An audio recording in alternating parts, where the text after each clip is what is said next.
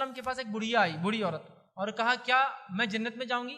تو اللہ کے رسول صلی اللہ علیہ وسلم نے فرمایا بوڑھے جنت میں نہیں جائیں گے۔ وہ اتنا گھبرا گئی، پریشان ہو گئی کہ رونے کے قریب آ گئی۔ تو آپ صلی اللہ علیہ وسلم مسکرائے اور کہا جنت میں سب جوان ہو کے جائیں گے، بوڑھا کوئی نہیں جائیں گے۔ ایک خاتون آتی ہے، اس نے کہا حضور میرے لیے دعا کیجئے کہ میں جنت میں جاؤں۔ تو فرمایا بوڑھی عورتیں تو جنت میں نہیں جائیں گی۔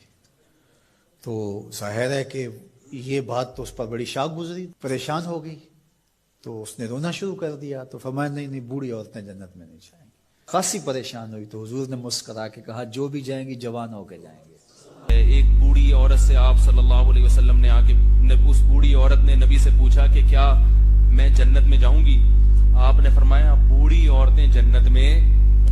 اب دیکھو یہ مزاح تھا نا کہ تھوڑا سا تکلیف دو، مزاح میں بعض دفعہ کسی کو تھوڑی سی تکلیف بھی دی جاتی ہے، لیکن یہ تکلیف خوشی کا پیش خیمہ ہوتی ہے۔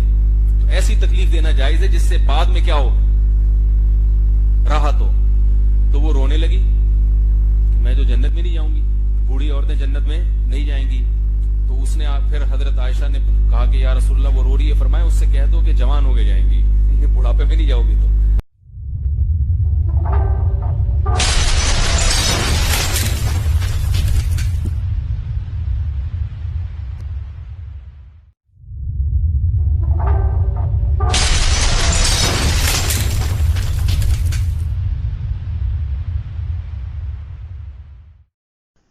السلام علیکم ورحمۃ اللہ وبرکاتہ۔ الحمدللہ رب العالمین والصلاة والسلام علی اشرف الانبیاء والمرسلین نبینا محمد وعلی آلہ وصحبہ اجمعین، اما بعد، اعوذ باللہ من الشیطان الرجیم، بسم اللہ الرحمن الرحیم۔ قال اللہ تبارک وتعالی فی قرآن المجید یا ایہا الذین آمنوا ان جاءکم فاسق بنبأ فتبینوا ان تصیبوا قوما بجہالۃ فتصبحوا علی ما فعلتم نادمین۔ وقال نبی صلی اللہ علیہ وسلم من کذب علی متعمدا فلیتبوأ مقعدہ من النار۔ رب اشرح لی صدری ویسر لی امری واحلل عقدۃ من لسانی یفقہوا قولی رب زدنی علما۔ میرے عزیز دوستوں اور بھائیوں اور میری اسلامی خواتین و حضرات، اللہ تبارک و تعالیٰ کی توفیق سے میں آپ کو بتانا چاہوں گا اس حدیث کے بارے میں جو حدیث مولوی حضرات نے بیان کی ہے۔ جیسا کہ آپ نے سنا ہے کہ کوئی بوڑھی عورت جنت میں نہیں جائے گی۔ اکثر و بیشتر مولوی حضرات اس طرح سے اپنی تقاریر کے اندر بیان کرتے رہتے ہیں اس روایت کو۔ تو اس روایت کے بارے میں ہم مختصر طور پر دیکھیں گے کہ کیا یہ حدیث کی سند صحیح ہے یا صحیح نہیں ہے۔ اللہ تبارک و تعالیٰ سے دعا ہے کہ اللہ تبارک و تعالیٰ ہمیں حق بات اور سچ بات کہنے کی توفیق عطا فرمائے، اور جو ہم سے لفظی طور پر کہنے میں خطائیں ہوں اللہ تبارک و تعالیٰ اس کو معاف فرمائے، آمین یا رب العالمین۔ میرے عزیز دوستوں اور بھائیوں اور میری اسلامی خواتین و حضرات، ہم اس حدیث کو اصول محدثین کے مطابق دیکھنے کی کوشش کرتے ہیں کہ کیا اس کی سند صحیح ہے۔ مختصر طور پر سب سے پہلے یہ جان لیجئے کہ یہ حدیث ان کتب حدیث کے اندر موجود ہے، جیسا کہ والبغوی فی شرح السنہ جلد نمبر 13 صفحہ نمبر 183 اور حدیث نمبر 3606۔ اسی طرح سے والبغوی فی مشابہ السنہ جلد نمبر 3 صفحہ نمبر 335 336 اور حدیث نمبر 3796 وغیرہ پر ہے۔ اور ابن جوزی کی کتاب الوفا میں بھی یہ حدیث ہے، اور تنقیح الروایت کے اندر جلد نمبر 3 صفحہ نمبر 321 پر ہے، اور مسائل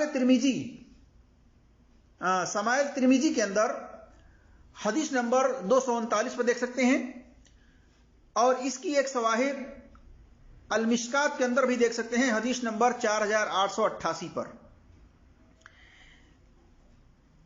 اس کی سند میں کیا علتیں ہیں وہ ہم آپ کے سامنے رکھتے ہیں مختصر طور پر جانچ پڑتال کے ساتھ۔ دیکھیے، شمائل ترمذی جو ہے حدیث نمبر 239 ہے،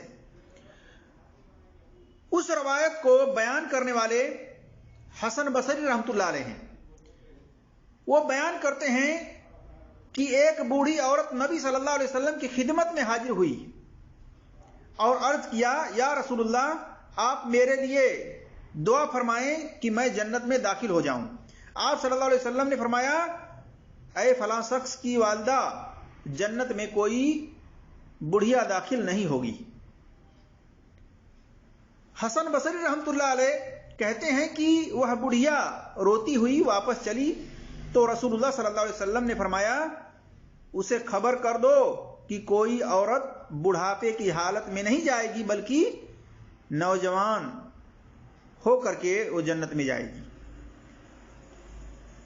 تو دیکھیے سب سے پہلی بات کہ حسن بصری رحمت اللہ علیہ انہوں نے تو نبی صلی اللہ علیہ وسلم کا زمانہ نہیں پایا، انہوں نے دیکھا بھی نہیں، اور ایک کیسے ڈائریکٹ نبی صلی اللہ علیہ وسلم سے یہ روایت بیان کر رہے ہیں۔ پتا چلا کہ یہ سند کے اعتبار سے روایت مرسل ہے، اس بنا پر یہ ضعیف ہے۔ اسی طرح سے دوسری علت یہ ہے کہ اس کی سند میں مبارک بن فضالہ راوی مدلس ہیں اور یہ روایت کو ان سے بیان کر رہے ہیں، یعنی سننا ثابت نہیں کر رہے ہیں۔ پتا چلا کہ سما کی صراحت نہیں ہے اس کے اندر، ان سے لہذا اس بنا پر بھی یہ حدیث کی سند ضعیف ہے، صحیح نہیں ہے۔ اور اس کی سند کو شیخ البانی رحمۃ اللہ علیہ نے بھی ضعیف قرار دیا ہے، شمائل ترمذی کے اندر حدیث نمبر 239 میں دیکھ سکتے ہیں۔ اسی طرح سے المشکات کے اندر بھی دیکھ سکتے ہیں 4888 میں، اس پر بھی انہوں نے ضعیف قرار دیا ہے۔ اسی طرح سے حافظ زبیر علی جئی رحمۃ اللہ علیہ نے بھی تحقیق کر کے المشکات کے اندر حدیث نمبر 4888 میں ضعیف قرار دیا ہے اور اس کے تمام شواہد کو ضعیف قرار دیا ہے۔ پھر یہ مولوی حضرات کو دکھائی کیوں نہیں دیتا ہے؟ کس طرح سے ضعیف روایتوں کو لوگوں میں بیان کرتے پھرتے ہیں؟ میرے عزیز دوستوں اور بھائیوں اور میری اسلامی خواتین و حضرات، ضرورت اس بات کی ہے آج کہ ایسے مولوی حضرات جو واقعات اور قصے کہانیاں اور حدیث بیان کریں بلا دلیل بلا تحقیق، ان سے سوال کیا جائے، ان سے پوچھا جائے کہ کیا آپ نے اس کی سند کو چیک کیا ہے اصول محدثین کے مطابق؟ ان سے سوال کریں میرے عزیز دوستوں اور بھائیوں۔ آج کا وقت جو ہے یہ تحقیق کرنے کا ہے، زیادہ سے زیادہ جانچ پڑتال کرنے کا وقت ہے یہ، اور آسانی کے ساتھ آپ جانچ پڑتال کر سکتے ہیں، تحقیق کر سکتے ہیں، چھان بین کر سکتے ہیں۔ اور یہ مولوی حضرات جو ڈگری یافتہ ہیں، سند یافتہ ہیں، اور اس طرح سے ضعیف روایتیں، موضوع روایتیں، من گھڑت روایتوں کو لوگوں کے اندر بیان کر رہے ہیں کہ انہیں ذرہ برابر بھی خوف نہیں ہوتا، جبکہ اللہ تبارک و تعالیٰ کا یہ حکم ہے سورہ حجرات آیت نمبر 6 میں، یا ایھا الذین آمنوا ان جاءکم فاسق بنبأ فتبینوا، کہ اے ایمان والو جب تمہارے پاس کوئی فاسق خبر لے کر آئے تو اس کی تحقیق کر لیا کرو۔ تو یہ تحقیق کرنے کی بجائے جو بھی روایت انہوں نے دیکھا کتابوں کے اندر، اس روایت کو بلا تحقیق لوگوں کے اندر چھوڑنا شروع کر دیا، نبی صلی اللہ علیہ وسلم کا نام لے کر کے، جبکہ نبی صلی اللہ علیہ وسلم نے سختی کے ساتھ منع کیا ہے۔ فرمایا اللہ کے رسول صلی اللہ علیہ وسلم نے صحیح بخاری میں حدیث نمبر 109 110 وغیرہ میں، من کذب علی متعمدا فلیتبوأ مقعدہ من النار، کہ جس نے جان بوجھ کر کے جھوٹی بات ایسی منسوب کی جس کو میں نے نہیں کہی ہے، تو اس کو چاہیے کہ وہ اپنا ٹھکانہ جہنم میں بنا لے۔ اور ضعیف جو روایت ہوتی ہے وہ مسکوک ہوتی ہے، نہ اس کے اندر صحیح کی صفت پائی جاتی ہے، نہ حسن حدیث کی صفت پائی جاتی ہے، وہ مسکوک ہوتی ہے۔ لہذا ایسی روایت کو نہیں بیان کرنی چاہیے، اگر بیان بھی کریں تو اس کی وضاحت کریں کہ اس کی سند ضعیف ہے، صحیح نہیں ہے۔ ضعیف روایت حجت نہیں ہوتی ہے میرے عزیز دوستوں اور بھائیوں اصول محدثین کے ہاں۔ متقدمین محدثین جو تھے انہوں نے ضعیف روایت کو حجت مانا ہی نہیں ہے، یہ تو بعد والوں نے اس طرح سے اپنا ایک اصول بنا کر کے اور اس میں کچھ شرطیں لگا کر کے انہوں نے کہا ہے، ورنہ ضعیف روایت کسی بھی طرح سے حجت نہیں ہے میرے عزیز دوستوں اور بھائیوں۔ تو پتہ چلا کہ یہ جو روایت ہے یہ سند کے اعتبار سے ضعیف ہے۔ صحیح بات یہی ہے کہ اللہ تبارک و تعالی عورت کو، مرد کو جب دوبارہ زندہ کر کے اٹھائے گا، اگر وہ اپنے عمل کے اعتبار سے جنتی ہیں تو ان کو جنت میں داخل کرے گا حساب و کتاب کر کے، اگر وہ اپنے بد عمل کی وجہ سے جہنم کے مستحق ہیں تو ان کو جہنم میں داخل کرے گا سوال و جواب کر کے۔ تو اللہ کی رحمت جس پر ہوگی وہی جنت میں داخل ہوگا، اور اللہ تبارک و تعالیٰ جوان کر کے اٹھائے گا، بوڑھا کر کے نہیں بلکہ جوان کر کے ان کو جنت کے اندر داخل کرے گا. جیسا کہ اس بارے میں اشارہ ملتا ہے سورہ الواقعہ آیت نمبر 36 میں دیکھ سکتے ہیں. تو پتہ چلا میرے عزیز دوستوں اور بھائیوں کی یہ روایت جو مولویوں نے بیان کی ہے یہ سند کے اعتبار سے ضعیف ہے، صحیح نہیں ہے. اللہ تبارک و تعالیٰ سے دعا ہے کہ اللہ تبارک و تعالیٰ ہم تمام مسلمانوں کو قرآن اور صحیح حدیث پر عمل کرنے کی توفیق عطا فرمائے.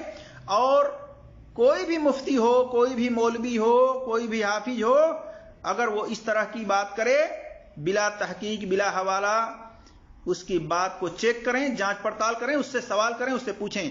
اللہ تبارک و تعالی ہم تمام مسلمانوں کو جانچ پڑتال کرنے کی، چھان بین کرنے کی توفیق عطا فرمائے. آمین یا رب العالمین. السلام علیکم ورحمۃ اللہ وبرکاتہ.